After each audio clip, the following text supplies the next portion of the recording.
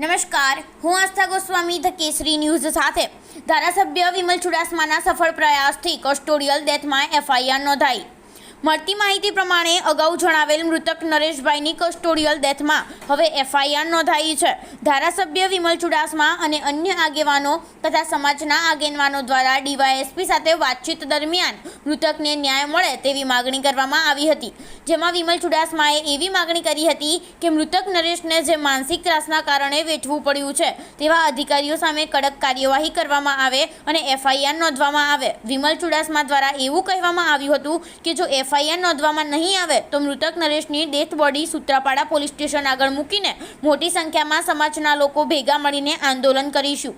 મળતી માહિતી પ્રમાણે પોલીસ અધિક્ષકે એક જ દિવસમાં એફઆઈઆર નોંધી છે અને આગળ કડક કાર્યવાહી કરશે તેવી ખાતરી પણ પરિવારજનોને આપી છે, જેવી ધારાસભ્ય વિમલ ચુડાસમાએ વિગતો આપી હતી.